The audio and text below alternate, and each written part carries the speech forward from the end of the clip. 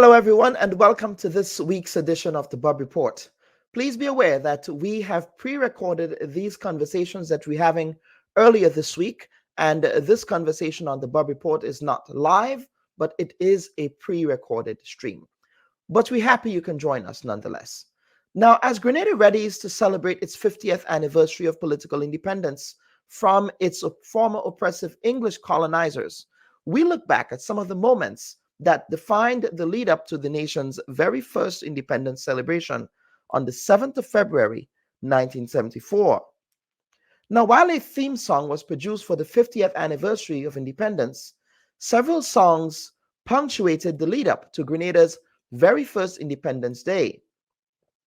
One of the Calypsonians who put pen to paper to herald Grenada's date with political destiny was Patrick Humphrey, who wrote Island's Call, written in 1973 and released in 1974.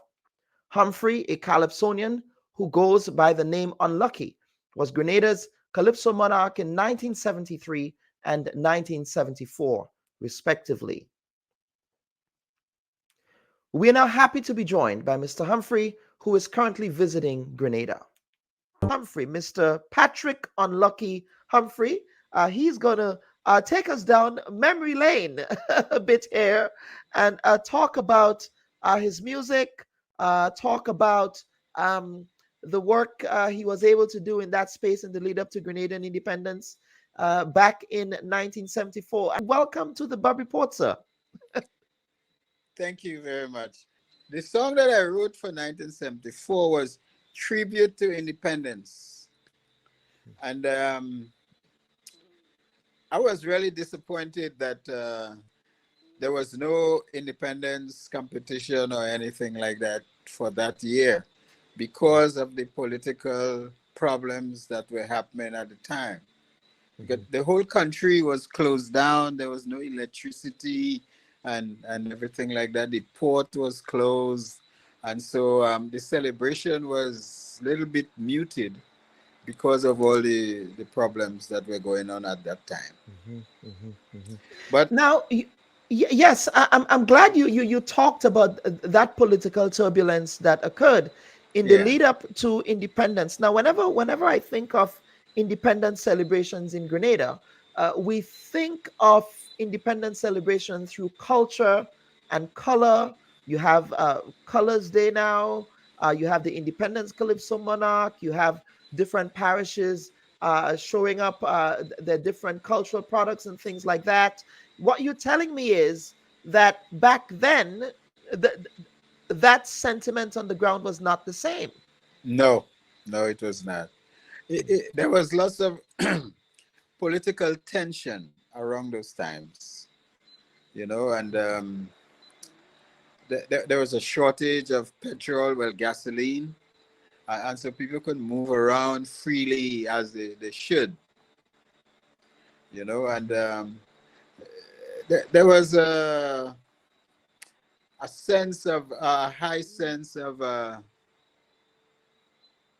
political upheaval,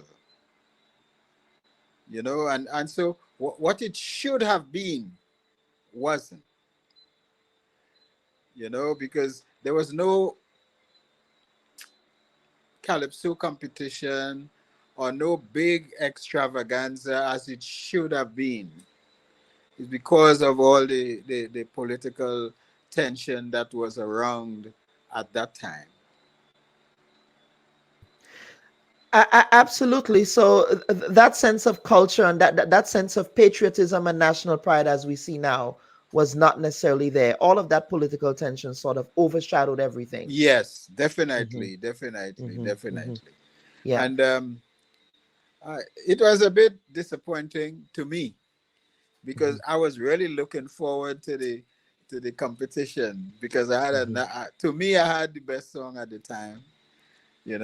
Tribute to independence, and but I didn't get a chance to sing it.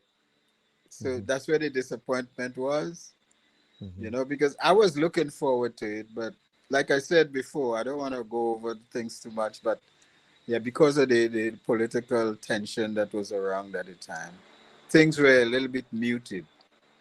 Right. Mm. Now, we have heard a lot about Bright Out of Darkness. Yes. We are Grenadians. Who are you?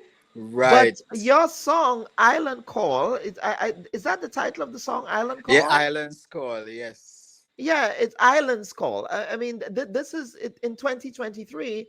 I can say I was today years old, as the young people say, in 2023 when I found out about your song. So Oh. Ah. tell us about the genesis and the background behind that particular composition. All right. That um, I didn't plan to write a song about that. I never do. I wait. The ideas come, and then I write. But at that particular song, I was in my father's property. I was on top of a nutmeg tree at the time. I could remember it was a Friday, and the inspiration came to me on top of that nutmeg tree, and I wrote the whole song on top of that nutmeg tree. And my biggest problem was remembering the song, because those times you had no recording facility. I had to rely on memory. And when I was finished, my biggest worry was, would I remember the song when I reach home? Yeah, that was my biggest worry. Mhm, And but it so happened that I did remember it. As soon as I got home, dropped the nutmegs for my parents, I went into the room and I wrote the song out. mhm, And mhm, that was the genesis of the song. And I didn't pay much attention to it at the time, but I liked it. mhm, Sometimes you mhm, write something and you don't like it, but that particular song, I liked it. And mhm, the thing is, I didn't travel much in those days. The furthest place I reached at the time was Trinidad for a few weeks and come back. mhm, And I don't know where the inspiration come from, but it came, and I wrote the song and I rehearsed it. At that time too, I was singing with the Rhythm Riders orchestra, mhm, well, band. And we recorded it in Trinidad under Rhythm Riders. And but people seem to like it because Rhythm Riders was a dance band. And whenever mhm, we played the song in a dance, it would be received very well. Sometimes we have to play it 2 and 3 times. mhm. People loved it, even those times. And so the song was bubbling there underneath, and quietly, quietly, people loved the song. Mhm, mhm. Absolutely. Now, you are a son of Birch Grove. Is that Yes. correct? Yeah, Yes. And definitely. what a lot of people don't know about Birch Grove is that Birch Grove is a center for culture in Grenada. And I'm talking now of uh, things like the Birch Grove Lancers. Yes, and there was a Yes. band that Yes. also came from Birch Grove. The name is escaping me now. There's a band that came from Birch Grove. The Yeah. name There were 3 bands in Birch Grove three three three well at one point, right? Yeah, at so one point. thanks for that. Yes. Yeah, Yes. talk to us about Birch Grove as a center for that kind of cultural vibrance, Well, that also since inspired you to get involved in calypso. oh, since I was little, Birch Grove was always forefront where singing is concerned and music is concerned. So it's like a inherited thing, you know. And there were many choirs and bands before my time, and it continued in my time. And it was a center for lots of cultural things happening. There were many organizations, there were many groups: the Mhm, 4-H Club, the Police Boys Club, the Duke of Edinburgh Award Scheme, the Mothers Union, Young Men's Club, Young Women's Club. There was always cricket and everything else. it was a hub of activity. Every weekend there was something going on in Birch Grove. But my singing, I think, came from my mother's side mostly, because in the house she was singing all the time, Hmm. and I had an aunt who used to be playing mass and singing with her husband every carnival. So I guess I picked it up from there, but I never placed much emphasis on it. Hmm. Hmm. It only happened when we had a young men's club, and they decided to have a talent show among the members. The members would be performing, and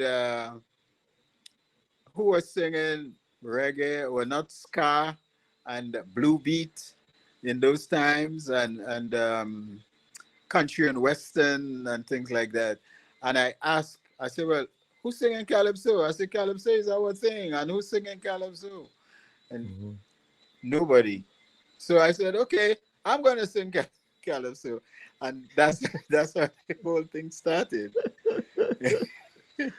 Right. Very well. Very well. But I mean, even though you didn't place much emphasis on it, you won two Calypso crowns in Grenada in the 70s. Yes, yes, yes, yes. Um, I There was a calypso tent in St. George's run by Lord Melody, Hmm. and I joined that calypso tent. But I had a lot of difficulties because coming from the country, there was this thing about country town thing that's been going on, and he always, all the town people would sing first, and he will always send me last to sing when everybody going home, because like it was on a Thursday night in the old Hmm. drill yard, and so there's work the next day, and depending on how long it went, people would be going home because they have to work the next day, and that's when he would send me. So people hardly hear me. Hmm. It only changed when I started working in St. George's at Huggins on the Carenage gas and oil, and things started changing there for me. So we got to be better friends. So he'll send me earlier in the tent, and the CSA. We had a tent in CSA at one time, and we had a tent. Oh gosh, it's such a long time ago. Uh, where are you familiar with St. George's a lot? By the they used to play basketball. Was it basketball court? Mm. On the Caranage or Melville No, Street? You have Melville a Street. Melville Melville Street. Street. Yes. Okay. Yes. Yeah, we, Okay. we had a tent there at one time as well too, and Hmm. I started, people started to pay attention to me, Hmm. and I started moving up the ladder from there, and eventually, yes, I won. Hmm. Yep, Yeah, absolutely. So yeah, let us fast forward. We are about to celebrate 50 years of independence. Independence celebrations are always punctuated by music, patriotic folk songs, yeah. dance, food, you know. Of course, that there is the politics as well, especially in the Of context course. of how Grenada, was granted independence from the colonizers. Let us talk about your particular song that you did in 1974 in the lead up to the independence back then. How can we um, use some of those traditional songs like your song and Bright Out of Darkness and so on in the context of the current 50th anniversary, the lead up to the current 50th anniversary of independence? Well, when Bright Out of Darkness came out, yes, like I said, in '68. Mhm. It was very popular, and Dictator performed it very well. In fact, he won that year, and which was understandably, um, it was a good decision because he had the best song for that night. And but my disappointment was that, fast forwarding, I was really looking forward to performing my song Independence Night, and it didn't happen. And fast forwarding again to now, my song is presented to the public through my cousin, my sister. We grew up together in the family. So we classed her like a younger sister, but she's my cousin. And she decided after it's a long story. Mhm. Could I go on? Sure, Yeah. absolutely. We want to hear the story. so so there was a family reunion in 2012, and we had the opening was a service in Birch Grove Church, St. Matthew's, and I sang Island's Call in the service. When I finished, there was big applause and everything else. And the parish priest that was there was Father Chidi. And he got up and he said, it's been a long time. He wanted to know who sang this song. And he was very impressed. And so my cousin got the idea from that service. And so she has put it forward to be an independence song for this year's independence. But when I say this year's, I mean the 50th The anniversary. 50th anniversary, yes. Yeah, yeah, Yeah. yeah. So it was Uh, totally her idea. yeah. Yeah. Did you have any conversation? Did you or your cousin have any conversation with the Independence Celebrations Committee? No, she had a conversation with the minister.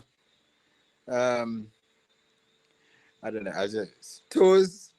I don't want to be Toes, disrespectful. I don't want to be Lennox Andrews, Mr. Lennox Andrews, Mr. Honorable Lennox Lennox Andrews. Andrews. Right, Yes, sir. right. Hmm. Yes. Hmm. And so yes, she had, but she's the one really leading the whole thing. She and some other family members, and so they were more responsible for pushing the whole thing, and Hmm. I'm just there in the background, and she had some conversation with him, and she forwarded a petition because we had a family reunion this year. And in that family reunion dinner, he was invited, and she handed him um, a petition concerning the same song. Hmm. And he said that he'll forward it to the committee. Okay. And But you that's have not where, heard anything. And just to be clear, your cousin is Anne Ferre. Yes? yes, yes, Yes. yes. She's a Grenadian community activist and organizer who lives in Montreal, Canada. Right. Yes. Yes, Yes, yes. absolutely. Yeah. Okay. But you have not heard back from the committee as yet. No, no. As In your far as okay. I All know, right. yeah. Because Okay. I All right. live in London. Mm-hmm. I've been living there for a few years, but I'm always in Grenada, Mm-hmm. you know. Yeah. Yes.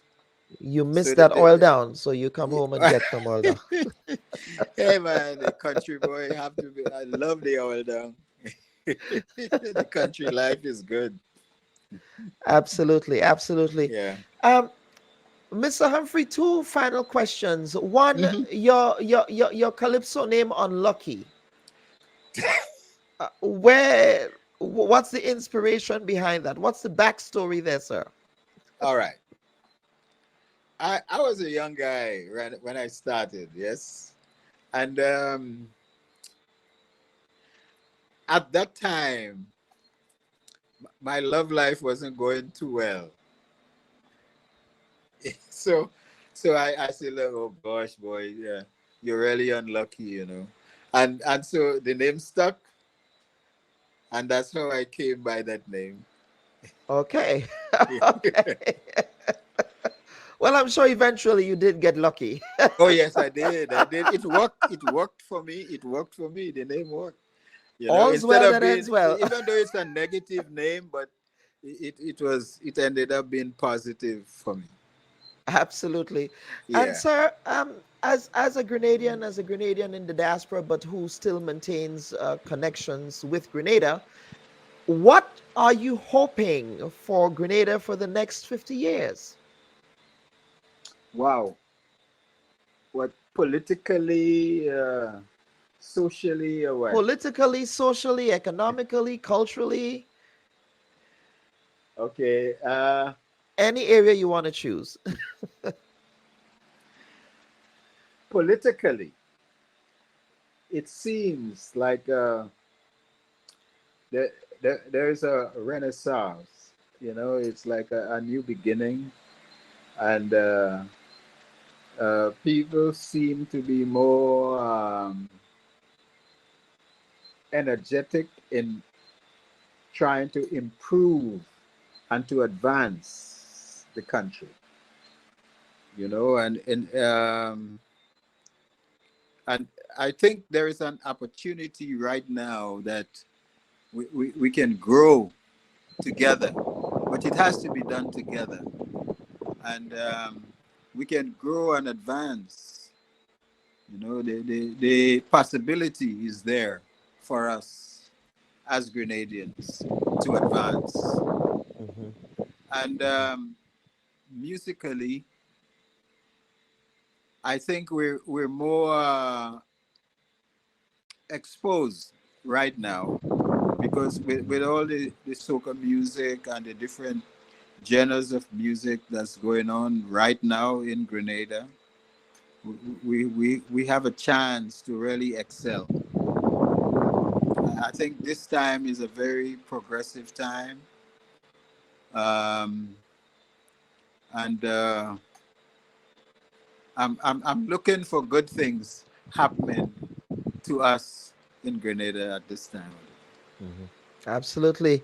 Yeah. Patrick Unlucky Humphrey, viewers and listeners, we want to thank him for appearing on the Bob Report. He was a former Grenada Calypso monarch, and he composed that very important song in the lead up to Grenada's independence back on the 7th of February 1974. Unfortunately, given the political environment at the time, it was very difficult for him to compete in any independence competition or to really give the song the visibility that it deserved. And of course, the name of that song is Island's Call. So, Mr. Humphrey, thank you again for appearing on the Bob Report this week. Thank you very much for the opportunity. And thank you. Absolutely, absolutely, Yes. absolutely. Viewers and listeners, please stand by. We will be right back after these messages. Should your loved ones pass on, they deserve to be treated with dignity. And at S.A. Johnson Funeral Home, we can provide you with that service. We can take you every step of the way during your sorrowful moments. When that need arises, call S.A. Johnson Funeral Home at 347-777-9797. That's 347-777-9797. S.A. Johnson Funeral Home is a Caribbean family-owned funeral home here in Brooklyn, providing funeral services, but in a dignified way. From cremation to burial to the repatriation of your loved ones, you don't have to go through the hassle, as we provide exceptional service that allows you to mourn and heal peacefully.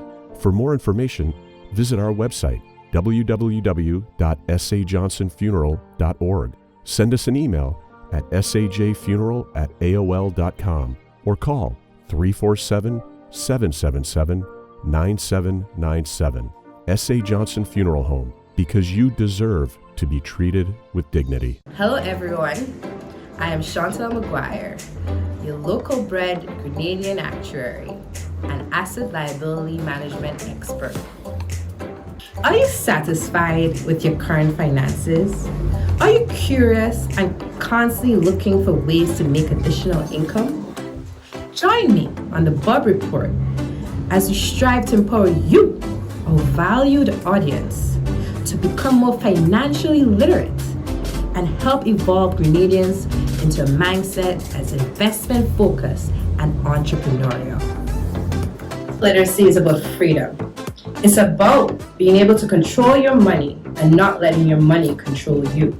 It's about foresight for a brighter future.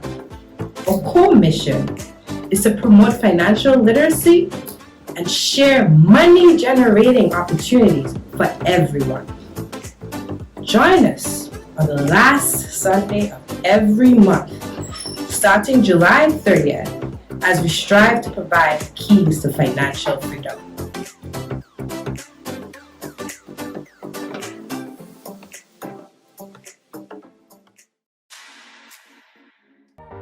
Hi everyone, thanks for checking out the Bob Report's social media pages. If you'd like to get more videos, show highlights, and watch our weekly live show, follow our Facebook, Twitter, and Instagram pages, and also subscribe to our YouTube channel. You can catch repeat episodes on Wednesdays at 4 and 5 p.m. respectively on CRFM Radio and GBN TV in Grenada. We are also viewed on Sundays at 8 p.m. on WPG 10 throughout the Caribbean. Thanks for watching. In 2010, the then National Democratic Congress administration tabled a national sports policy in Parliament, which was not implemented. Fast forward to 13 years later, and the policy is again receiving attention from the current administration. The government hopes that the policy will be ready in time for Grenada's hosting of the 2024 Carifta Games. Upon the party's return to office in 2022, they held consultations to discuss the parameters of the policy. The government recently announced via the Government Gazette the implementation of the National Sports Council, however, which is to act as a statutory body and to provide for the establishment of an authority to facilitate the development of sports in Grenada. The 2012 Act was passed in Parliament with support from all legislators. Among the functions of the Council are to stimulate and facilitate the development of sports generally, to develop, maintain, and manage sporting facilities, including all playing fields provided by the government for public use, save and except for the Grenada National Stadium. The Council is expected to administer the funds of the Council and a government grants allocated to sporting organizations. It is to develop an annual national sporting calendar to be published no later than 1 month prior to the start of each calendar year, and to facilitate and support the organizing of national sporting events, including the Grenada National Championships, in collaboration with the respective national federations, ministries, and agencies. The Council shall also support the work of the national federations in the organizing of regional and international sporting events taking place in Grenada, and is to provide oversight and support for all island-wide sporting competitions through liaising with parish sports councils, as well as to organize and implement training and development activities aimed at strengthening the operations and financial viability of various sporting federations. Here to make sense of the Council are Patrick Simmons, former Minister for Sports and former star athlete at the St. Andrew Anglican Secondary School. Mr. Simmons is also an advisor to the current Minister of Sport. And we are also joined by Mr. Alvin Clouden, who is the Executive Secretary to the Sports Council Secretariat. Both of you gentlemen, this is your first time on the Bob Report, so I'm happy that you can join us this week. Thank you for having us. Absolutely. Thank you for this. Yes, absolutely. I think educating people is important. And rising above the noise is also critical because, whenever a new policy is launched, there is always some moral panic. The sky is falling. So we want to be able to talk about context and context matters. Now, I want to begin with you, Mr. Simmons. Mr. Simmons, it would appear as if, some policy frameworks for thinking about sports on a policy level in Grenada is something that the current administration seem to be very passionate about. Can you talk about your policy approaches in respect of guiding the direction of sport in Grenada? So to answer the question now directly, in my view, and I guess in the view of the government too, and the NDC at that particular time when the policy was organized and consulted with consultation and so forth, in order for one to have a good understanding and to have a good projection and to develop sport or any other entity, you must have a policy to guide you. Mm-hmm.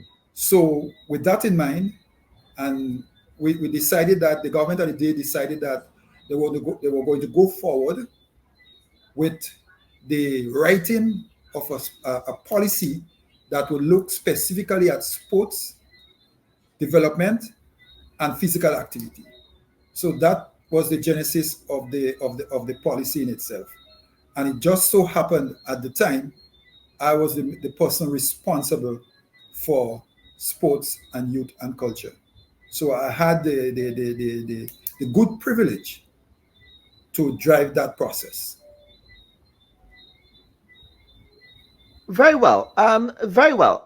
So let us talk about the recently constituted National Sports Council that was announced via Government Gazette. How does that council fit within the broader legislative framework that we currently have? Okay.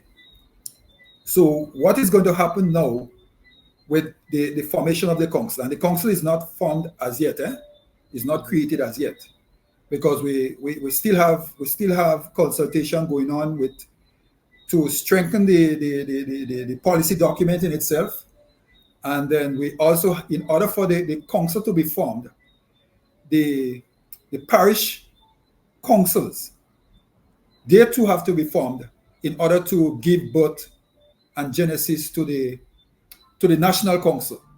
So the national council is what will be responsible, or who will be responsible for the management of sports in Grenada and the development of sports in Grenada in collaboration with the ministry with responsibility for sports.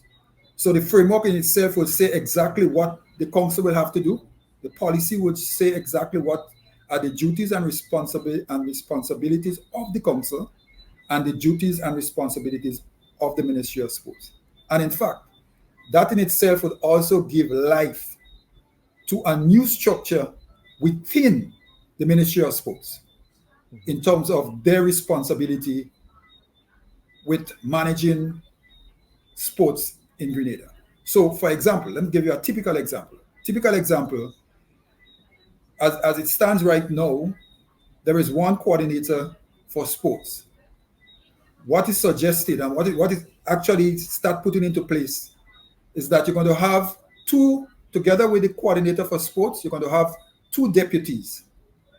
And one would be responsible for field management, and the other one will be responsible for programs.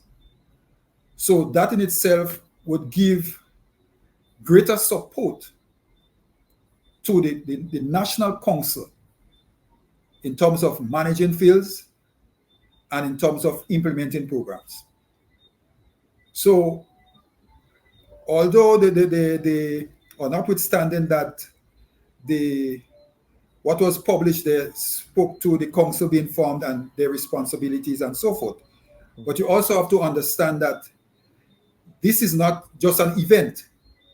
It's a procedure, and it's going to take time. So the actual implementation would be done over a period in time. So, for example, typical example, notwithstanding that the council will be responsible for the management of fields, but at the genesis, the council in itself, each parish council will be given one field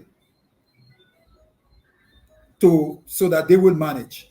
And the ministry will continue managing all the other fields in exception to the national stadium. So it's a process, and it will take time before we reach to the point where the council in itself would be managing all the fields in the country. Mm-hmm.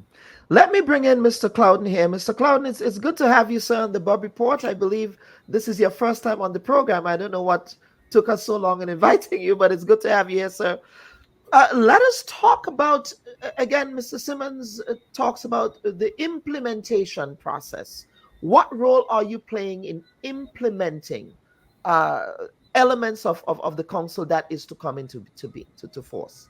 Well, thank you for having me, and it is good to be on this program. As we started, it's all about awareness and education, and we are glad that we have an opportunity to help and educate the general public on what is happening. And it's good that at least something has brought us to the table so that more persons can now be aware of yes, the national sports policy. And yes, as a professor of communication, one of the first things we learned is news is that if a dog bites a man, it's not news. Nope. When the man bites the dog, it's news. It becomes news. So my specific role, having been involved in administration, the policy, as Mr. Simmons speaks to, was first developed in 2010. That led to the Act. So there are basically two legislative components to policy in Grenada. One, the national policy on sports and physical activity, and the Act now, which is the National Council's Act. And that Act is Act number 2 of 2012. So my role is to implement the policy as directed by the national policy, and now with the Act commencing, to make sure that what's in the Act is adhered to, is given. So there are objectives to be met that the policy looks at. And my role is basically to ensure that what is required gets done. Very well. Now let us talk about, because we'll be hearing a lot here about the Act versus the policy. Do we have a national sports policy in place, or does the current legislation take care of that policy? So we do have two bits of legislation, I would say, if we want to call the national policy part of the legislation. So there is, in fact, an approved cabinet document of 2010, which is the national policy on sports and physical activity. As that led to the Act itself of 2012, right? Mm-hmm. So what my role was to ensure that we review the current policy, because when it was done in 2010, 12 years have passed. New things have evolved. We're talking digital versus analog and monologue. There are new things. Mm-hmm. We have things now, new items in sports. We have safeguarding in sports. And one of the things of the 12 parish consultations and various stakeholder lead agents meetings, a lot of new ideas came out. As a matter of fact, there were over 155 recommendations to be made, to be included in this updated policy. And the aim is that by the end of this year, there will be an updated policy that goes to cabinet for approval. That will lead to amendments, if necessary, to the Act. Now, there was an approach whether or not you wait for all of the amendments to be made and then commence the Act. However, the commencement of the act gives the minister certain responsibilities and authority to ensure now that the various things could be done. For example, opening of bank accounts for the various parish offices.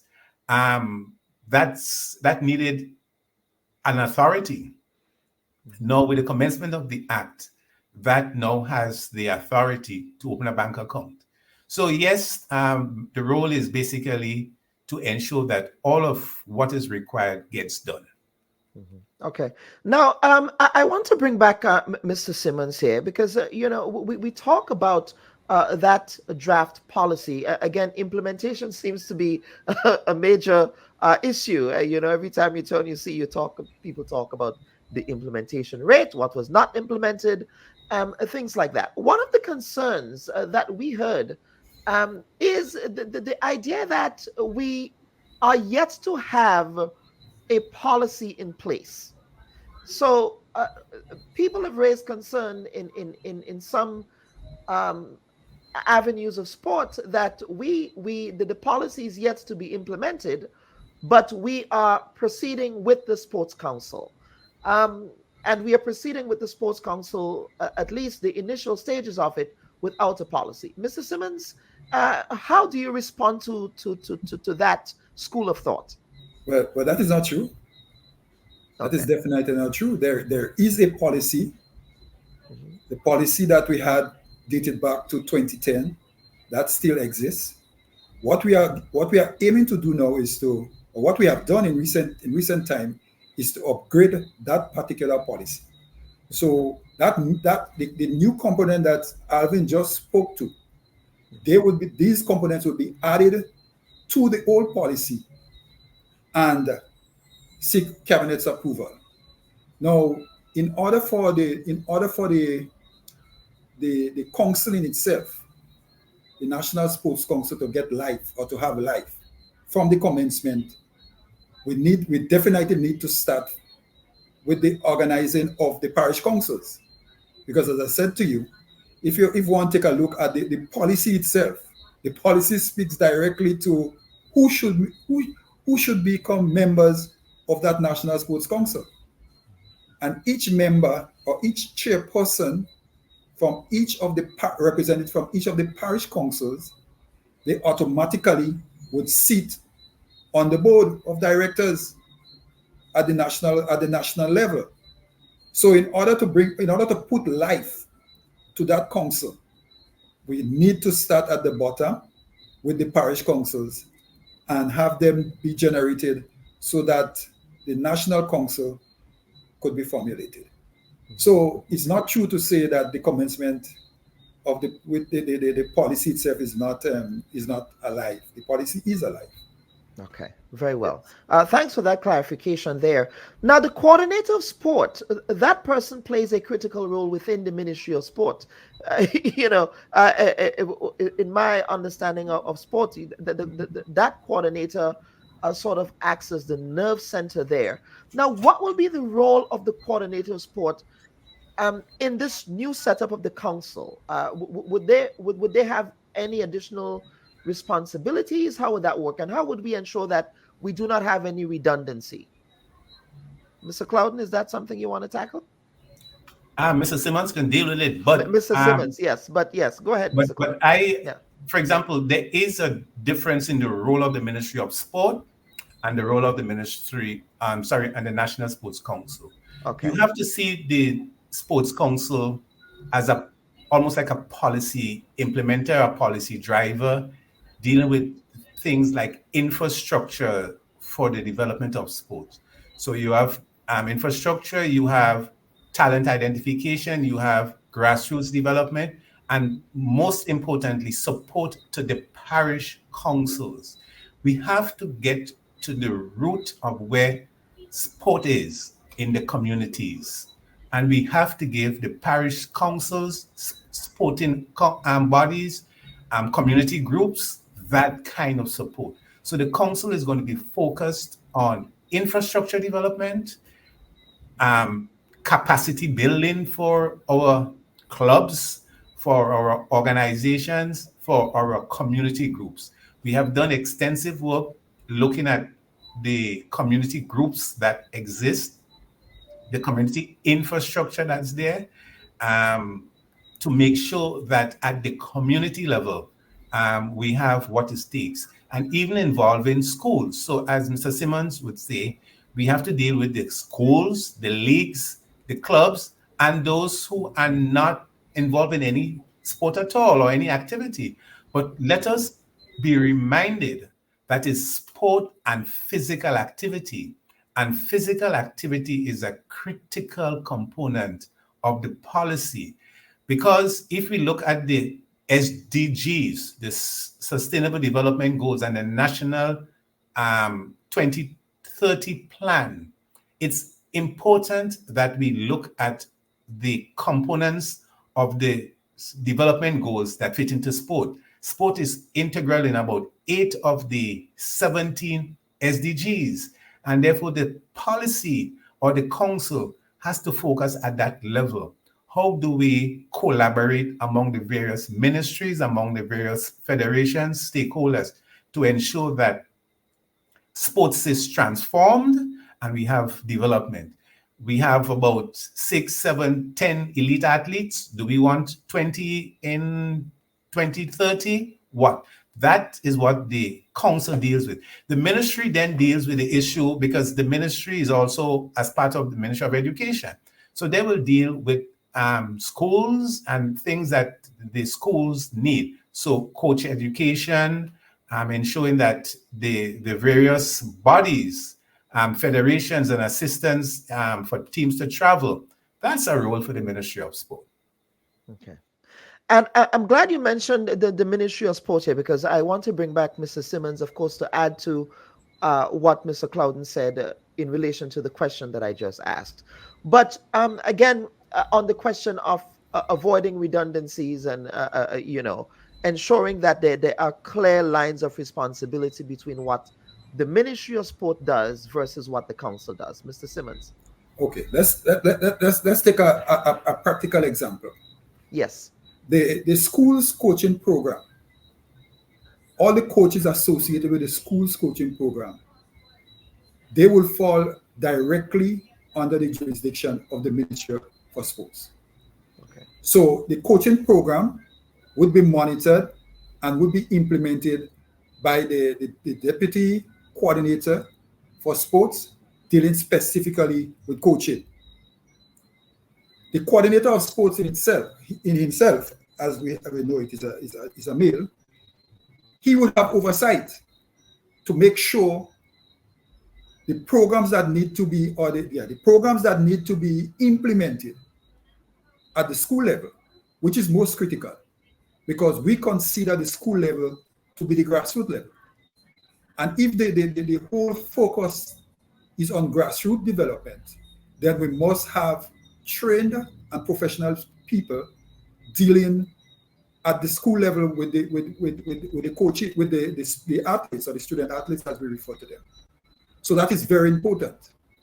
Now with the other deputy coordinator of sports, as we said before, they will be responsible for management of facilities. So notwithstanding that the National Sports Council in itself, they will be given the opportunity to manage specific fields. But in terms of the maintenance of these fields, the ministry, through the present structure that we now have, we have the roving crew, and then we have contractors assigned to these fields. So they still would have to be responsible for doing whatsoever maintenance is done or should be done at these playing field, at the nation's playing field. And we're talking about all the nation's playing field. Now the councils in the various parishes, they will have oversight to make sure that what needs to be done is done. So what you'll see happening now, you'll see there will be a collaboration between the ministry, through the deputy coordinator of sport with responsibility for fields, and the parish council. And everything now will cumulate at the top with the National Council. So the National Council will know exactly what is, for example, what is happening at Victoria Park in Grenville. Mm-hmm.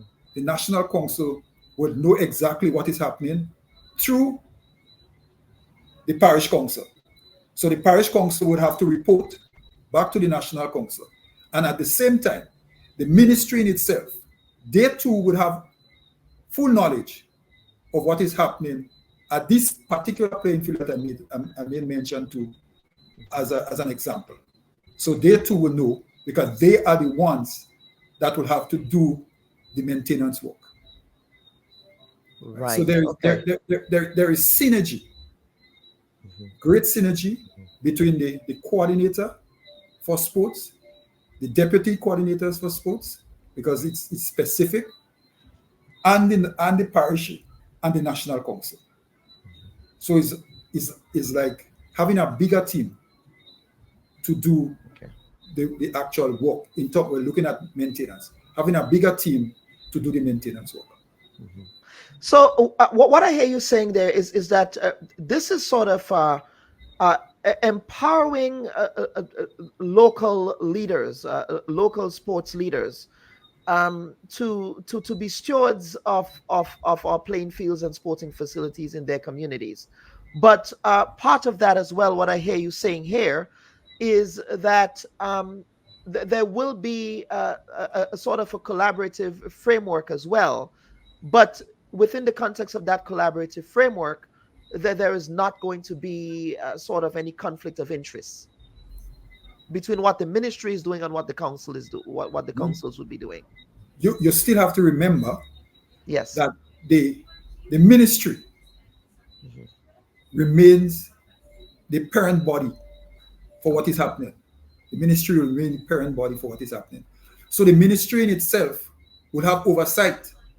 Okay, let me give you an example. Let us look at the National Stadium, or look at Lotto. Lotto is a good example. Lotto in itself is a statutory body, just like the National Council will be a statutory body. But the minister, through the cabinet, has oversight and can give directives to the National Lotteries Authority, notwithstanding that they have the act to guide them. But the minister has oversight powers coming from the cabinet. So the cabinet could decide that the need for X or Y to happen, and Lotto needs to take care of that.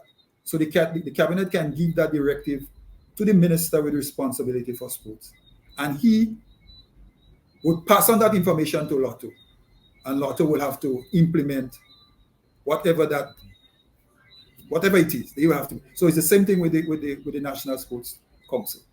So the minister would have authority through cabinet, and he or she can give whatever task, notwithstanding the act, he or she can give whatever task the cabinet would like to see happen, and the council will have to follow through. Okay. So the oversight, the general oversight, still remains in the hands of the ministry with responsibility for sports, and that in itself gives good credence to the coordinator for sports. Okay. Now, let us talk about granting of permission to use facilities. Of course, that is Mr. Cloud. Mr. Cloud wanted to add something before we go on to the next question. Go ahead, Mr. Cloud. Another example has to do, which is one of the big ticket issues going into 2024 Olympics. The whole issue of incentives for elite athletes, for professional athletes, and the issues, things like scholarships to develop those talent. The National Sports Council will be charged with providing an incentive package so that our professionals, our elite athletes, and those student athletes can be supported both through National Sports Council, Grenada Olympic Committee, and any other funding. So that's these persons have an ability to train in preparation, and that is an aspect of the National Sports Council. Okay, very well. Thank you for that addition. Mr. Simmons? Yes, to add to this, Yes, yes, sir. Go ahead. notwithstanding that the council would be charged with the responsibility for this incentive and rewards packages for our athletes. But the decision in terms of what is going to happen would be the prerogative of the Minister for Sports through the Cabinet of Grenada. So the Cabinet of Grenada would decide that if an athlete wins probably a medal in some major game, for example, the Olympic, an example, the cabinet will have to decide what it is that reward would be, because there is a framework set up in the policy document itself. There's a framework set up. But in terms of deciding what monetary or any other incentive or reward that will be given would come directly from the cabinet through the minister with responsibility for sports. But the council would be the one that's going to implement it. Okay, so that again too showing that the Ministry for Sports has general oversight of what is going to happen. And in fact, the ministry would have the authority to say it's $1 or if it's 50 cents. What kind, and this is of course separate and apart from the conversation we're having today, but I think it's important to ask this follow-up question. I mean, it has always been the case in the past that, you know, how we incentivize and reward athletes was just very subjective and arbitrary.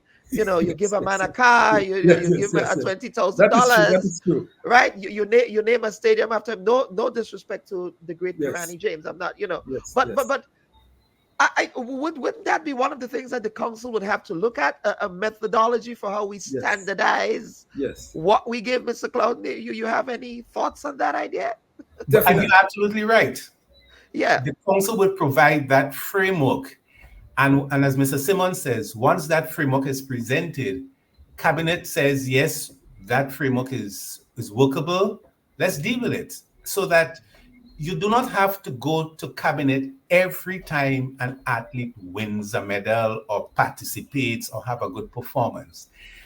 Persons will know upfront what's out there. So I can aim, I can set my goals.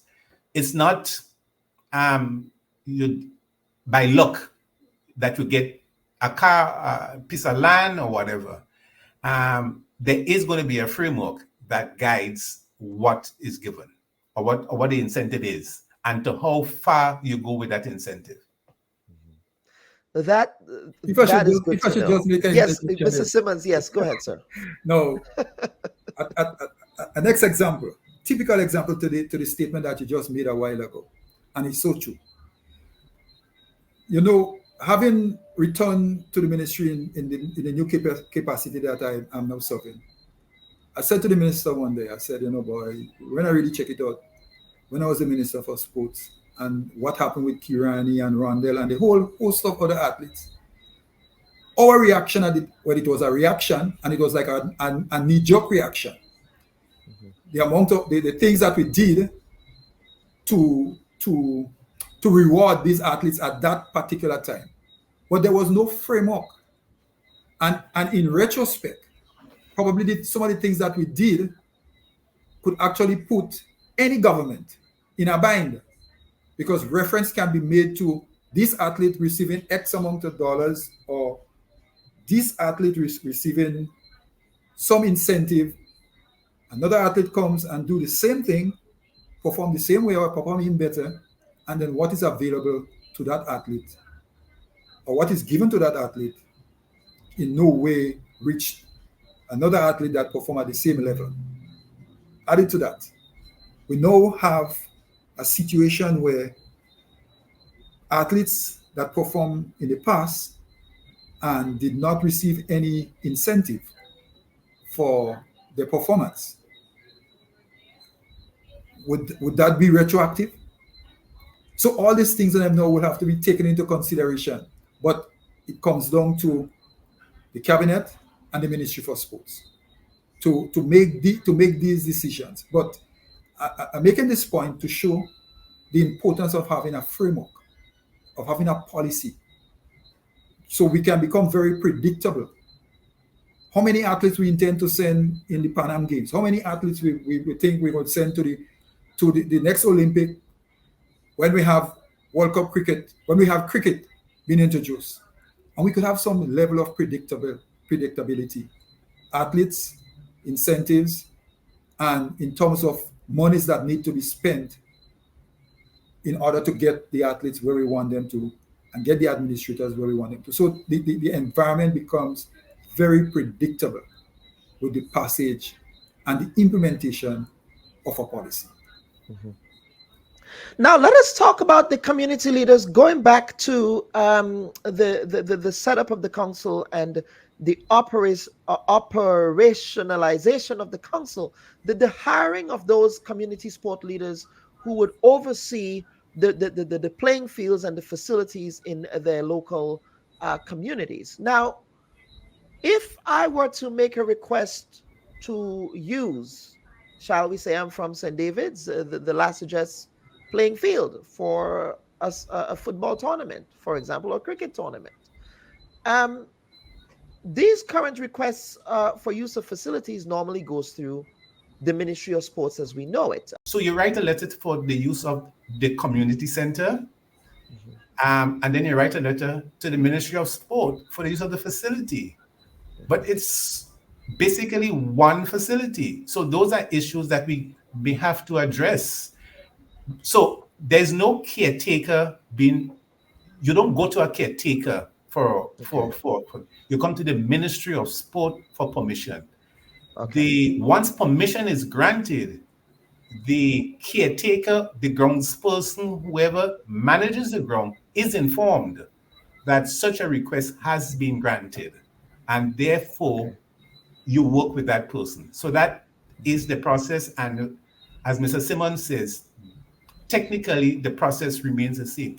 Now, with the advent of the Parish Sports Council, you have persons who are now more involved, more knowledgeable of what are the activities that are to take place within the parish.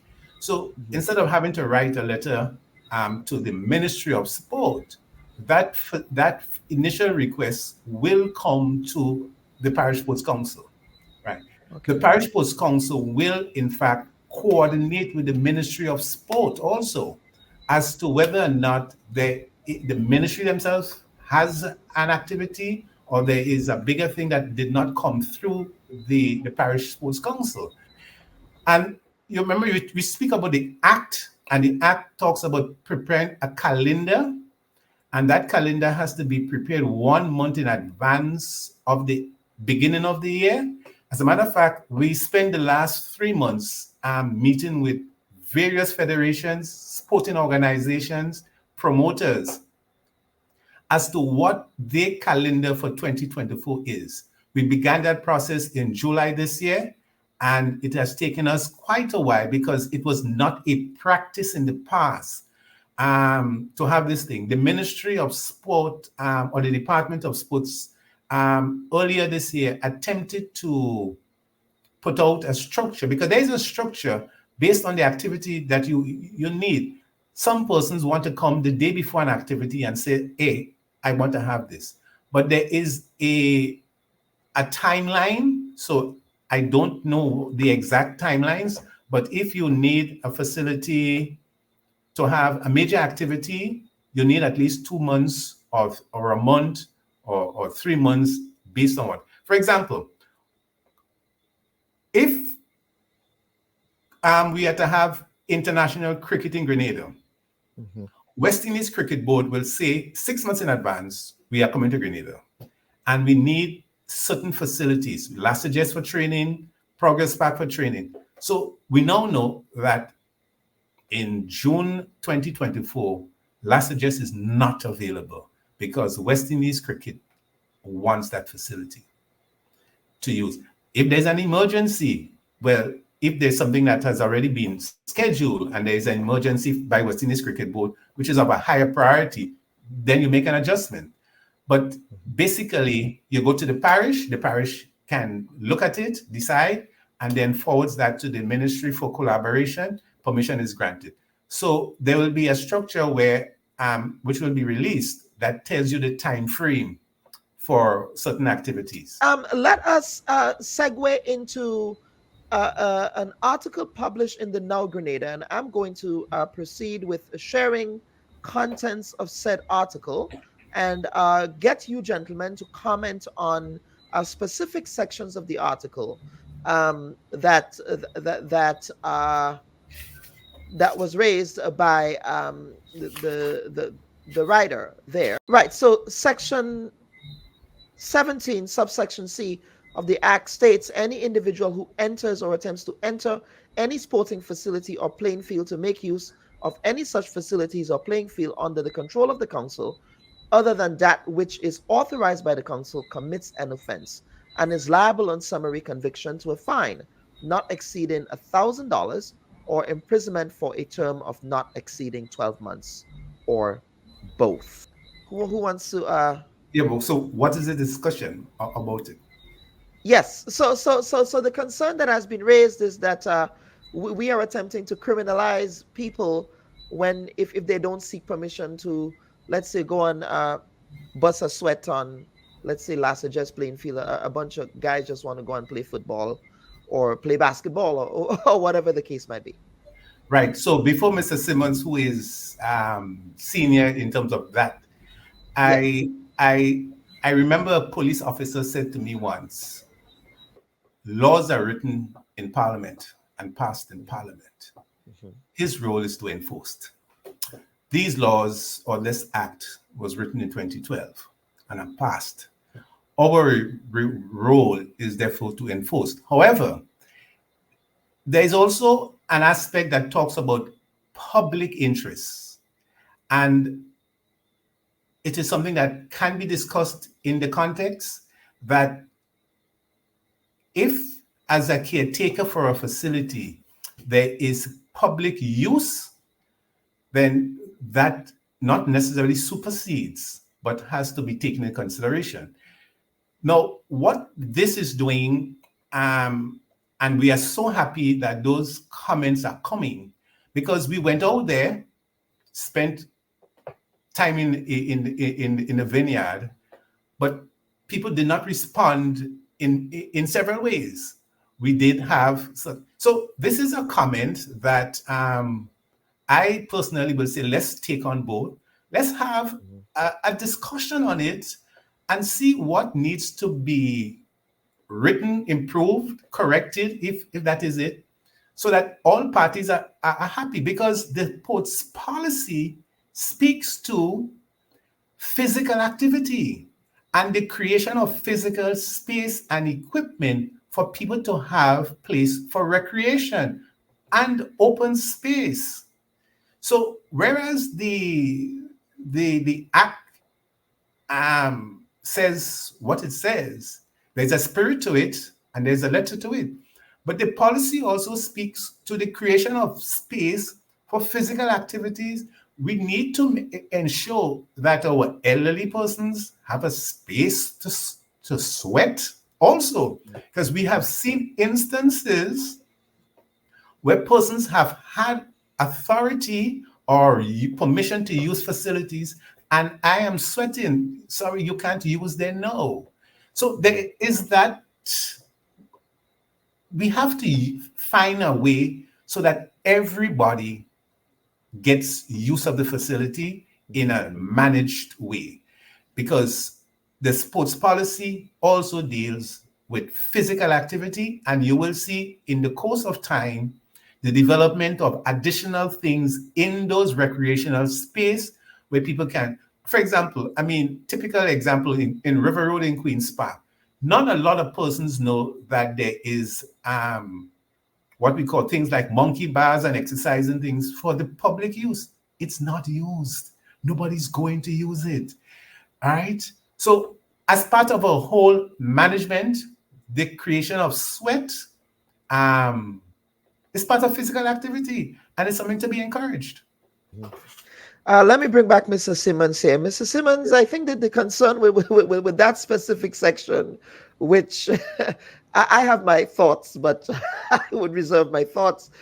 That there is the school of thought that it sounds very punitive. It's just like, you're just trying to punish a citizen for just going down the road and playing a game of cricket in Yeah, La Sagesse. I must admit it sounds like that.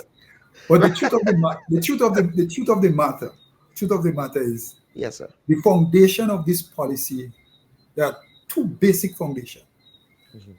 The concept of sports for all and the concept of grassroots development. Now, if you're going to, as Alvin pointed out too, physical activities. So sports for all encompasses physical activities. And physical activities, as we know it now, would target more of the elders in the society or in the communities. So having said that, and looking at that particular piece of legislation, showing that there's a disconnect. However, I believe that there's always opportunities for engagement. There's always opportunities for amendment to what is there. So if the public, and they had ample time, because remember, as I said, we had bipartisan buying into that particular policy or that particular act. We had bipartisan. I can recall the only negative comment that came on the other side at the time in regard to that act was, where are you guys going to get money to implement such a policy or such an act? Where are you going to get money to do so? That was a major concern. So I don't want to say it was an oversight, but it's something that needs to be discussed, because in fact, they're showing some level of disconnect between what the policy speaks to and that particular part of the act.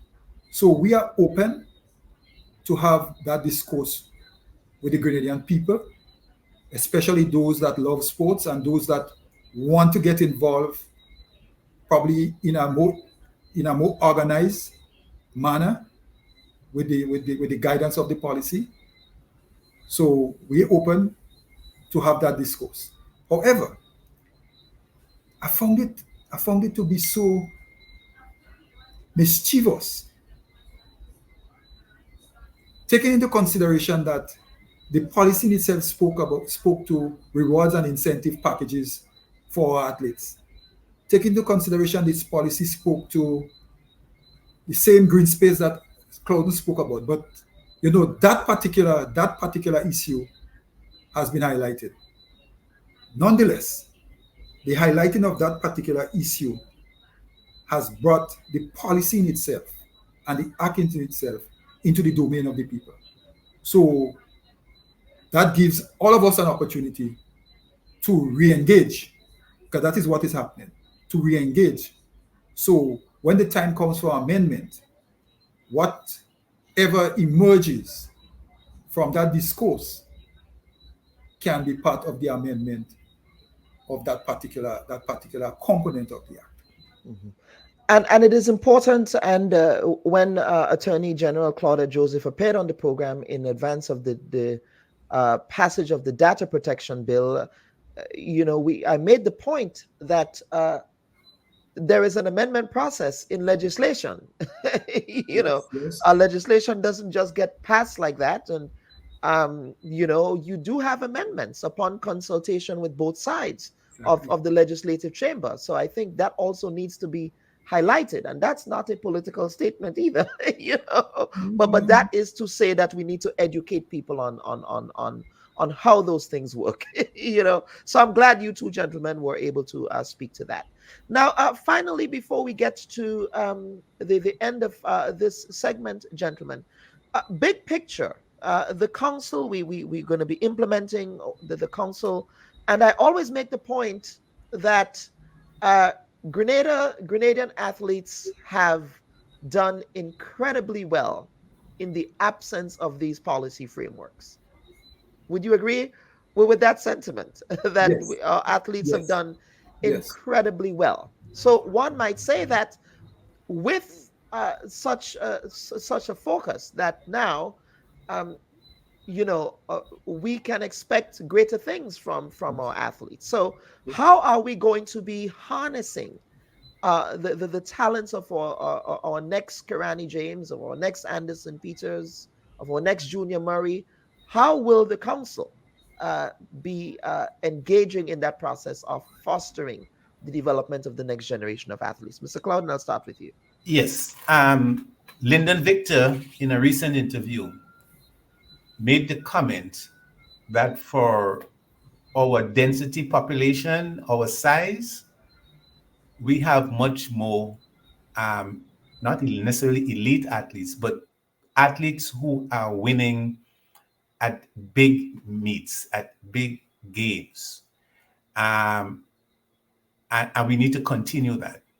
The council will definitely then have to provide more support. And support can come in several forms: infrastructure, training. And I just again want to go back to Lyndon. An athlete is no longer a one, man team. You need about several different components. So, capacity building. You need a physical, a coach to deal with your physical engine. You need a mental coach. You need therapists. So the sports council will aid in the development of all of those aspects. And one of the things that we discovered during this process, that Grenada does not have a rehabilitation center for its athletes. We have several gyms, commercial gyms on island that deals with building the body. We don't have anything that repairs the body. And therefore, the council is going to be spearheading those things. Funding, scholarships are key areas that the council will be focused on. And as someone said, we need to start thinking 4, 6, and 8 years down the line. So Simmons made the point that cricket is going to be introduced in the next Olympic. It's a 4 years plan. So what are we doing? So the council, that's the role of the council, and finding funding is critical because we have to find additional funds to support federations. We did a survey just about June, July this year among 20 federations. The operational cost projected to fund federations in 2024 is $10 million. That is what it's proposed in terms of federations need. Does the country have that kind of money? No, not to just operational cost. So we have to find ways and means to support the federations and the sport and the athletes that can do well and have, I don't want to say investments in, but returns. One final point. I've always spoken of sports for development, and we also have to look additionally to the elite athletes, but getting 1,000 Grenadian student athletes into tertiary and further education process. We have a lot of talented sports people, but at the end of the day, they get stuck, and they can do better both with talent and at an educational level. And I know Dr. Bob, being out there, will certainly be someone who will want to consider how we can get more of our people out there at the tertiary and higher level so that there is some sustainability for them going forward. Sports usually was to move people out of poverty. I don't like the word, but it is moving them to a higher level. And that is what we see at the council. And even in this in the way that we even think about student athletes, that there is a stereotype that comes, oh, that's a student athlete. No, that's a student. That's a student. That is a student with a great Athletic athletic ability. talent, Yes. right? You know what I mean? It's so problematic to me when I hear people in higher education refer to them like that, and I say to myself, I wonder how much are you investing in that student? Yes. How are you seeing that student? So it's something in higher education that I'm very passionate about. But Mr. Simmons, same question around the big picture here in the context of what the council will be doing, but also in the context of what the clubs are doing now, because we cannot discount what the local clubs are doing as well, because they play a critical role as well. Mr. Yes. Simmons? Yes. It's a holistic approach. The Yes. clubs, the community, the schools, the administrators, the coaches, the fans, the homes, everybody must be on board. Everybody must get involved. And something that not much has been said about, but we in the back, we have been discussing a lot on nutrition. The nutrition and the critical role that nutrition plays in the development of our athletes. So we are going. The council itself would embark on ensuring that we do some serious educational programs when it comes to nutrition, so that not only the athletes but also the homes of these athletes or those that want to get involved in physical activity, they will become more aware. So we have embraced the Grenada Food and Nutrition Council, and they are working along with us in a very meaningful way to do just that. However, I think what is going to come out of that whole new trust with the council and the new approach, or the transformational approach with sports, I think we're going to have a greater level of predictability. We can predict what is going to happen in the next 5 years, in the next 10 years. We're looking forward to have greater consistency, because if you notice the way that things are happening right now, we have episodes of good performance, we have episodes of excellence, and then there will come a null period, and then time will pass again, and then you will see some other athlete comes up and make a name for himself or herself and for Grenada. So with that framework, I believe, and I'm looking forward to that, to see that we have greater level of consistency with our coaches, greater level of consistency with the performance of our athletes.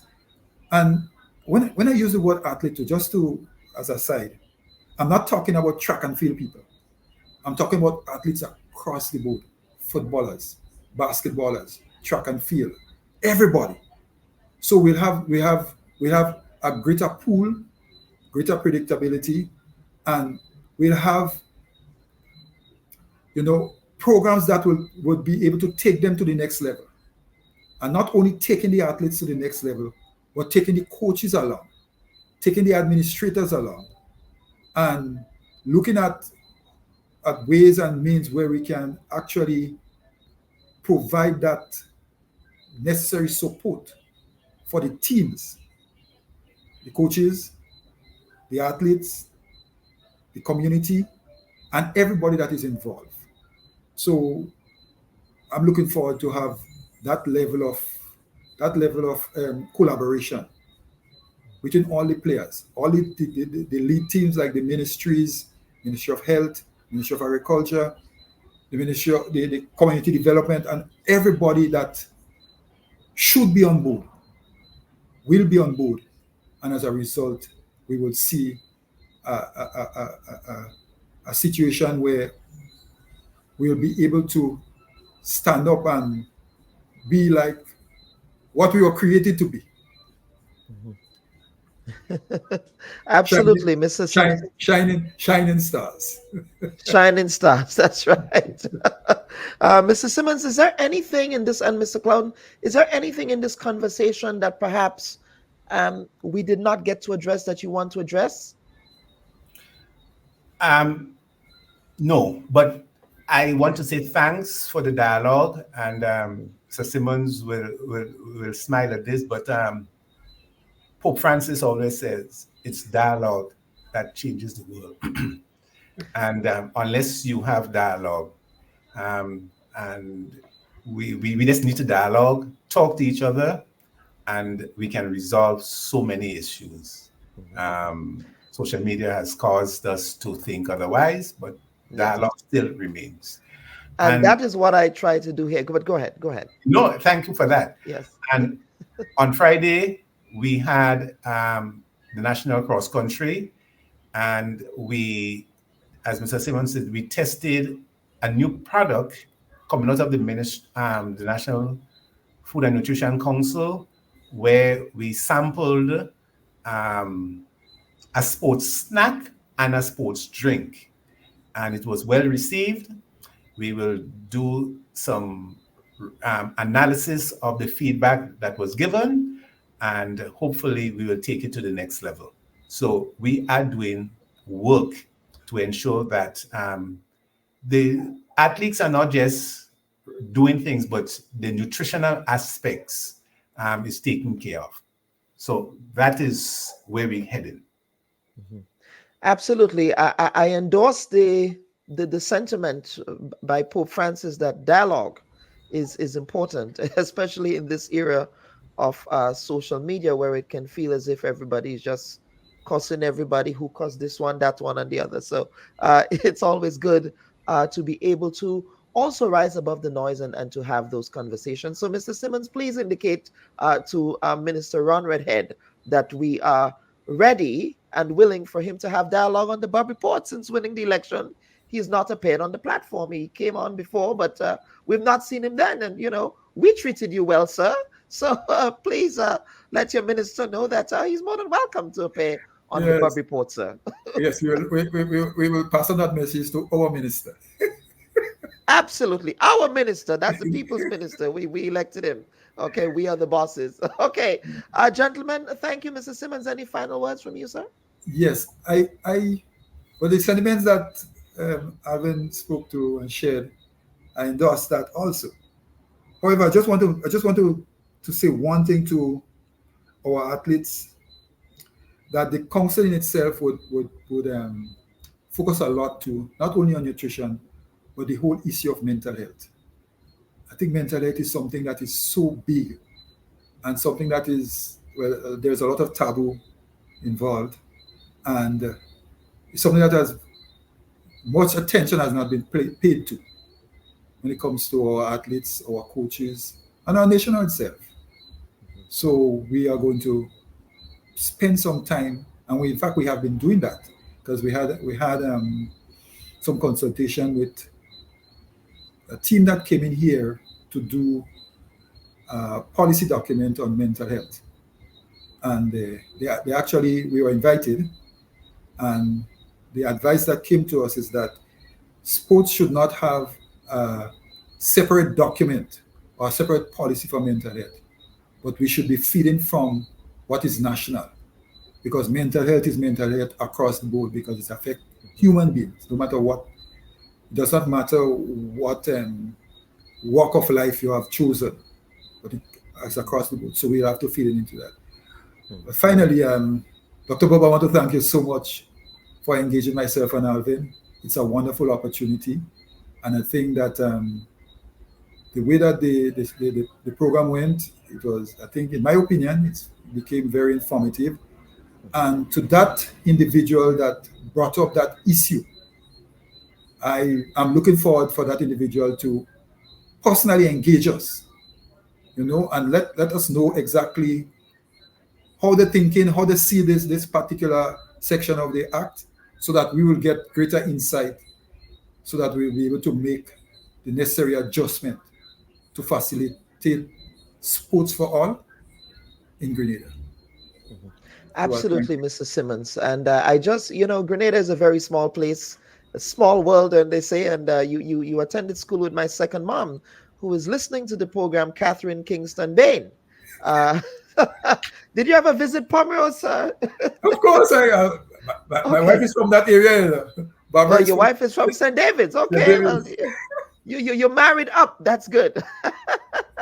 Yeah, she was looking down.